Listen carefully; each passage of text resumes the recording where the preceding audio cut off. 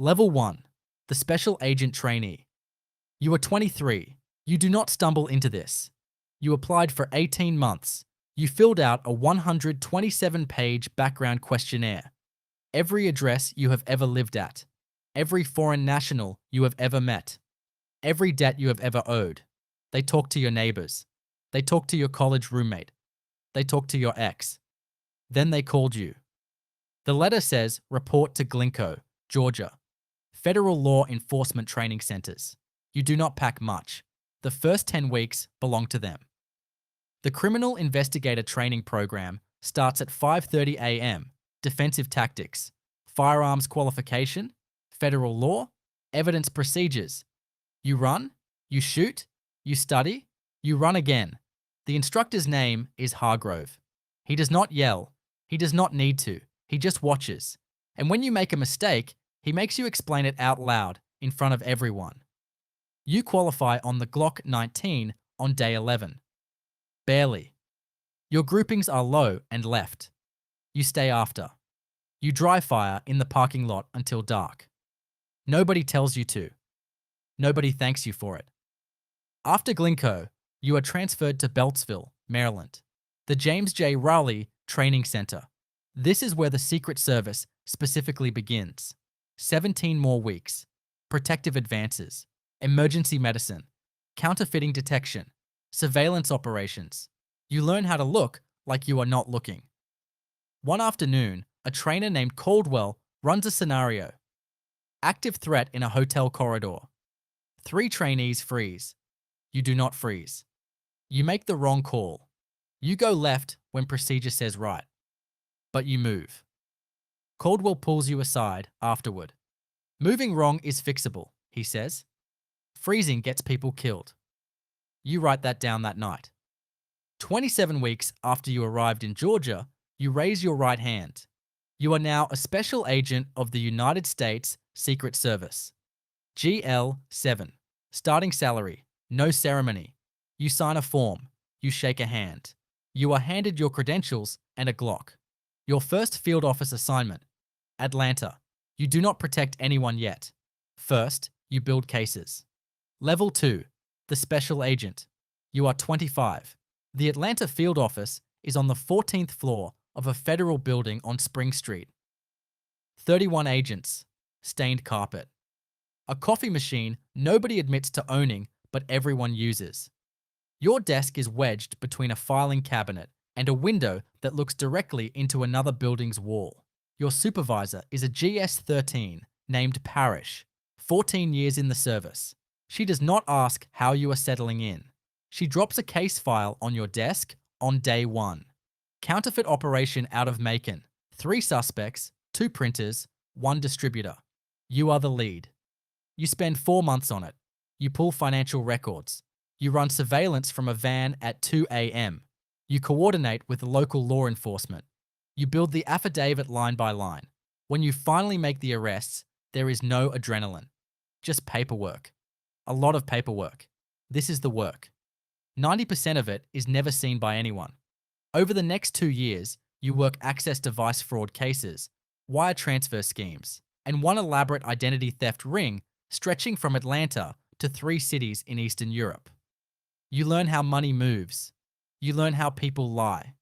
You learn the difference between a suspect who is nervous and a suspect who is hiding something. At GS-11, you are assigned your first protective event, a visiting foreign dignitary in Atlanta for a trade summit. You are on the outer perimeter. Post 4. A parking structure on Peachtree Street. You stand there for 9 hours. Nothing happens. That is the job. You are promoted to GS-12 after your 3rd year, then GS-13 after your 4th. Journeyman. Full performance level. The grade stops moving automatically now. Everything above this has to be earned. One evening, Parrish catches you rereading your case file from the Macon operation. You building a portfolio? She asks. Just reviewing, you say. She nods slowly. Good. That is how you get ready for phase 2. Protective assignment. Standing between a person and everything that wants to harm them. You start studying the protective protocols at night. Level 3. The The senior special agent. You are 29. You are transferred to the Washington field office. Phase 2 begins. You are assigned to the Vice Presidential Protective Division. The detail operates out of the Eisenhower Executive Office building, 1 block from the White House. You are one of the agents who stands closest. The shift starts hours before the principal moves. Pre-shift briefing, threat assessments, route reports, weather, crowd analysis, intelligence updates from the Protective Intelligence and Assessment Division. You absorb it all. You never write down the most sensitive parts. The first time you stand post at the Naval Observatory, the Vice President's official residence, it is 3 a.m., 41 degrees. You stand on the north lawn in a dark suit. Still, scanning. Your earpiece crackles every 90 seconds with check-ins from the command post. Nothing happens, but you are ready for something to happen. That is the entire point. You travel with the detail to 7 cities in 4 months. Denver, Chicago, Phoenix, Miami, Seattle, Philadelphia, Detroit. You advance each location before the principal arrives. You walk the rope lines. You identify the exits. You memorize the faces of the staff. You decide, before anyone else does, where the danger is most likely to come from. One afternoon in Chicago, a man breaks through the rope line at a public event. He is not armed. He is disoriented, reaching for something in his jacket pocket. You move before thought. You are between the principal and the man in under 2 seconds. Your hand is on his wrist before his hand clears his pocket. It is a rolled-up speech he wanted signed. No report is filed. It does not make the news. The principal never knows it happened. That night in your hotel room, you sit on the edge of the bed for a long time. You understand something now that training could not teach you. The work is not about being seen. It is about making sure nothing ever has to be seen. Your performance reviews are strong, reliable, precise. Reads the room. 3 agents from your cohort have already moved on. 1 quit. 1 transferred back to investigations. 1 is still on post. You are still on post, and you are being noticed for it. Before we go further, if you have made it this far, comment what you want next. Hit that like button right now and subscribe so you don't miss what's coming next. We upload every single day. Level 4, the Supervisory Special Agent. You are 34. You are now GS-14. You run a squad of 8 agents out of the Washington field office. Financial Crimes Division. Cyber fraud. You do not work the street anymore. You build the strategy. You read the cases your agents bring in. You decide which ones have legs and which ones get shelved. The first thing you learn about supervision is that it has almost nothing to do with what you were trained for. Agent Rollins is talented. Best instincts on the squad. But his reports are incomplete. His documentation is thin. Twice, he has made arrests that were solid on gut and shaky on paper. You call him in. The case does not live in your head, you tell him. It lives on paper. The prosecutor does not know what you know. The jury does not know what you saw. What you write is all they have. He nods. The third report is better. Not perfect, but better. Agent Delacroix is the opposite problem. Perfect reports. Immaculate documentation. But she hesitates in the field. You pair her with Rollins for 60 days. Neither of them knows why. By the end, she is faster. He is cleaner. This is the part nobody told you about. Supervision is not managing cases. It is managing people who manage cases. You sit on 3 interagency task forces. You coordinate with FBI cyber units. You present quarterly case statistics to your ASAC. You attend meetings about meetings. You sign off on warrants at 11 at night. One Thursday, your squad breaks open a case stalled for 7 months.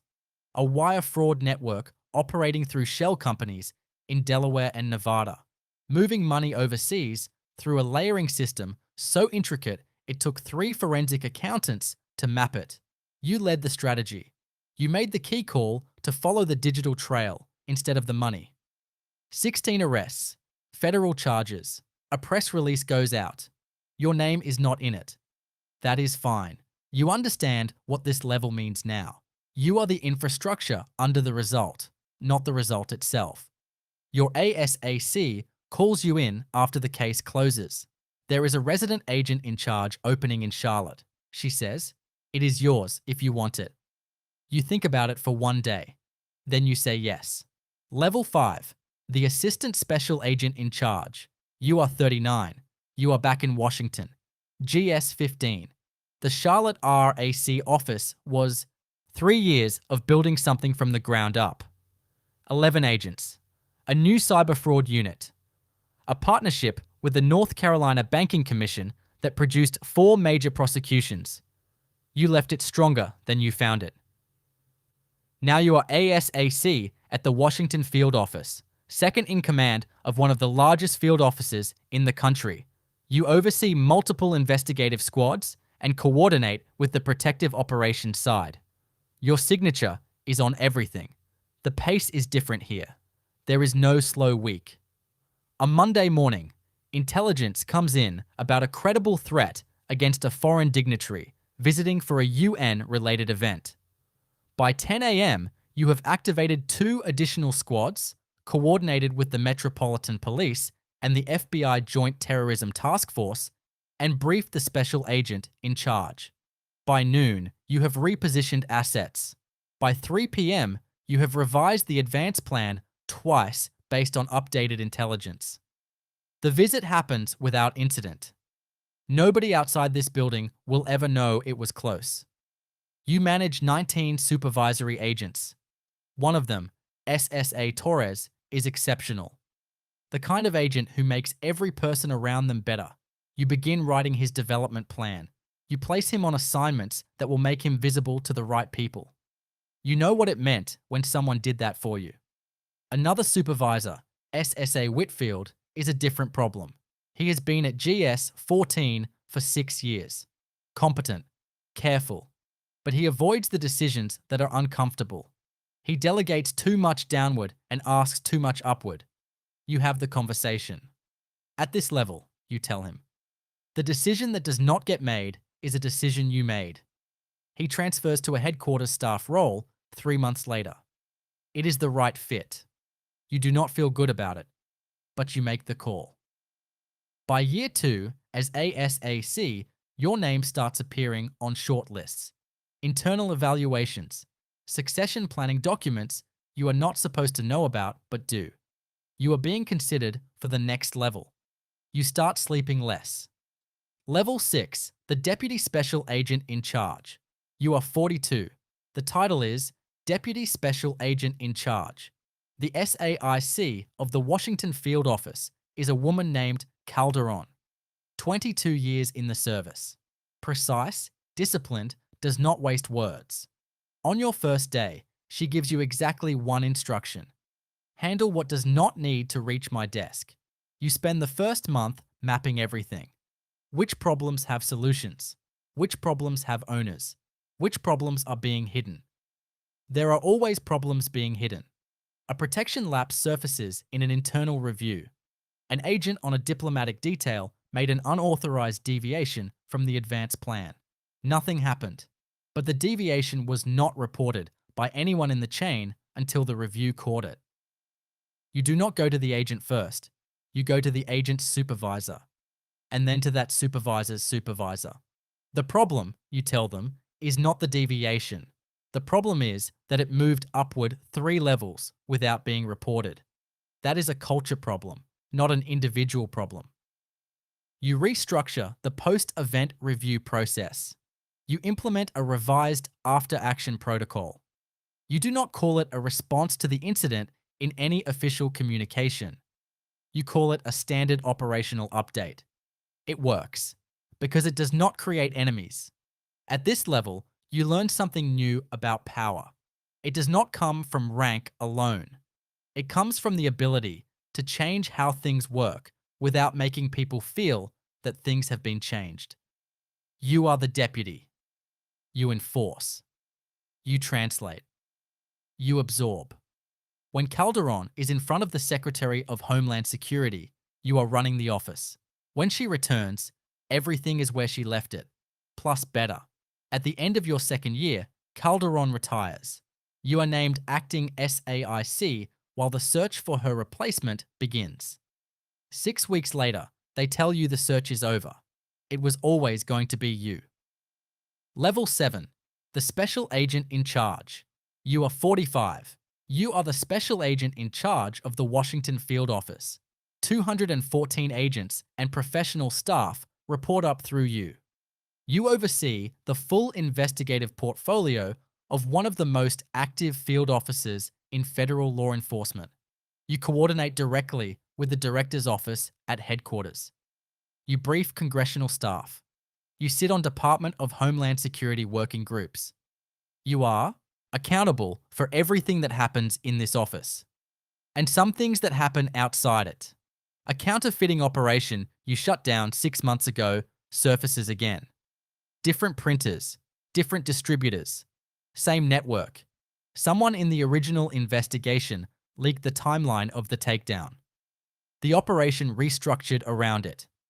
An internal investigation opens. Your office, your agents. You do not fight it. You cooperate fully. You hand over every document requested. You make yourself available for every interview. You give the investigators the same access you would demand if you were running the inquiry. The leak is traced to a support staff contractor, not an agent. You are cleared. But cleared is not the same as undamaged. A review panel recommends enhanced vetting protocols for contractors. You implement them immediately before the recommendation becomes a directive. You learn to move faster than the damage.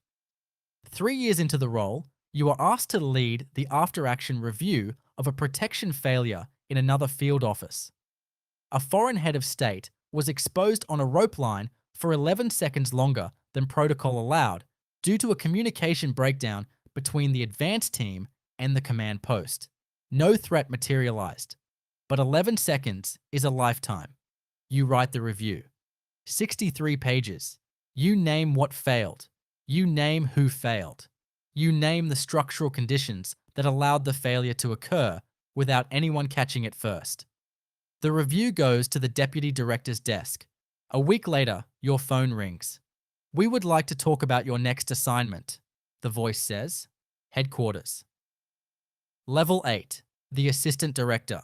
You are 48. Your office is now in Washington, D.C., headquarters. H Street. You are the Assistant Director of the Office of Protective Operations, the division responsible for protecting the President, Vice President, their families, and visiting heads of state. Every protective detail in the United States Secret Service operates under your authority.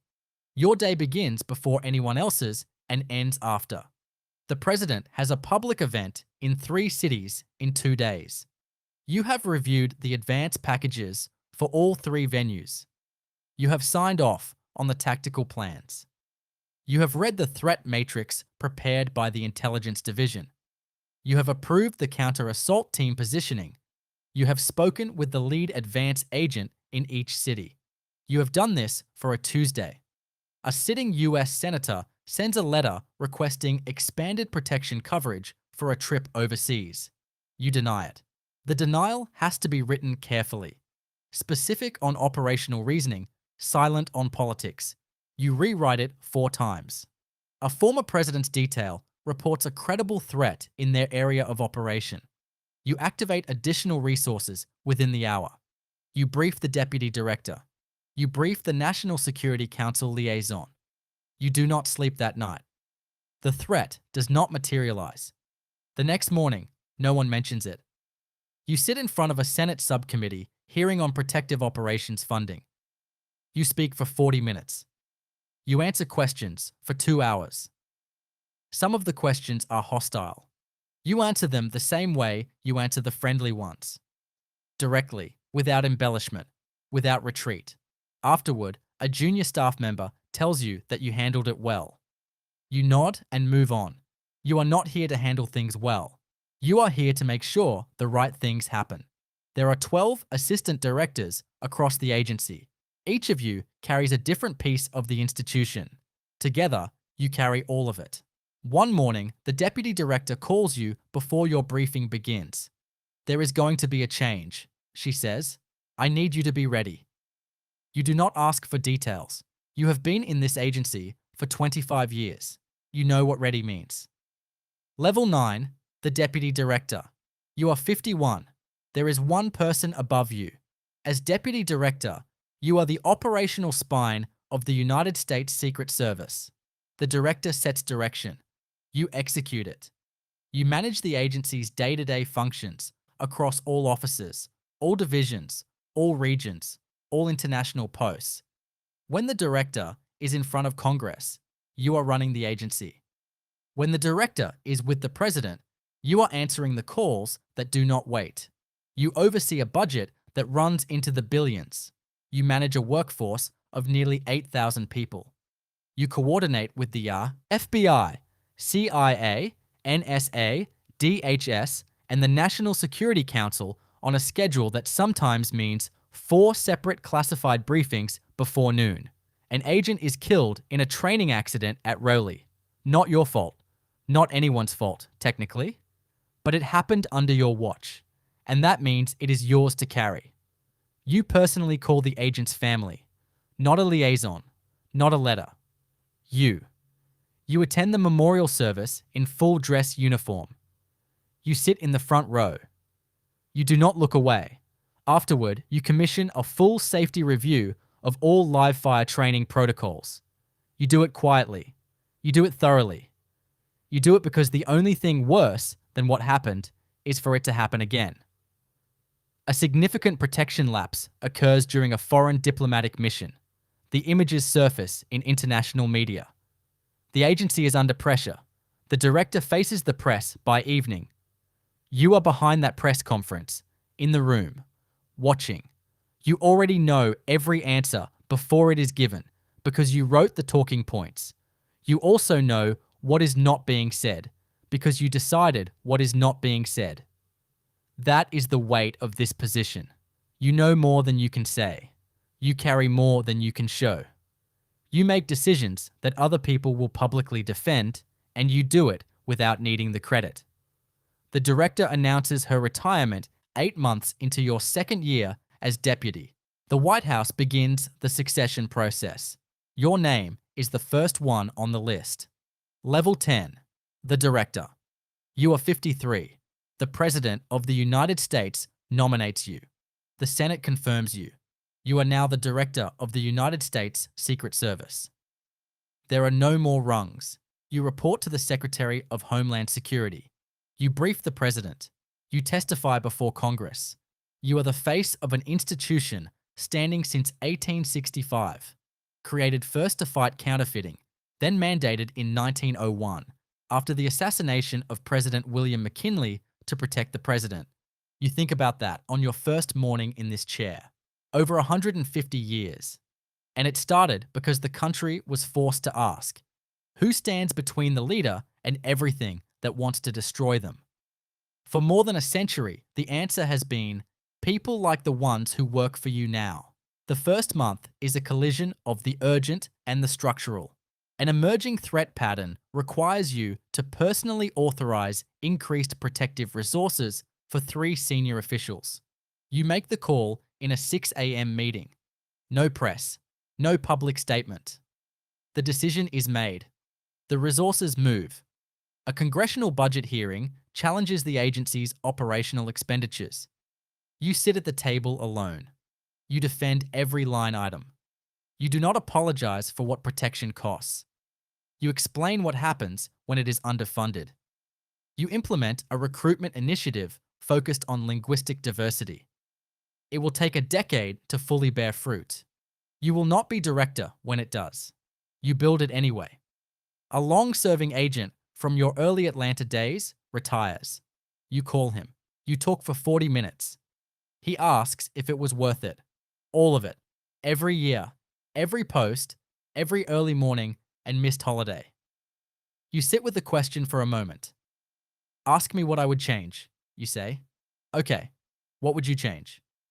The parking at Glencoe was terrible. He laughs. You both do, but the real answer is nothing. Because every level, from the trainee who dry fired a Glock alone in a parking lot in Georgia, to the field agent building cases no one would ever read about, to the detail agent standing in the cold at 3 a.m. watching a lawn, every single level was part of the same thing. A commitment, a standard, a line that does not move. You stand at your window on the 6th floor of headquarters. Below you, a new class of trainees is crossing the courtyard. Young, sharp, nervous. They do not know what is coming. Nobody ever does. But they showed up. And in this agency, showing up and refusing to stop is the entire architecture of the career. You were 23 once, standing at the start of something you could not fully see. Now you are 53, standing at the top of it.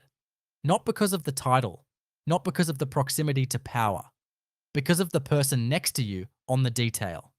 The agent who ran a case for 4 months that nobody celebrated. The supervisor who paired two people together because she saw something in both of them. The deputy director who wrote the talking points and never stood at the podium. Everyone who did the work because the work mattered. Not because anyone was watching, but because someone always has to be.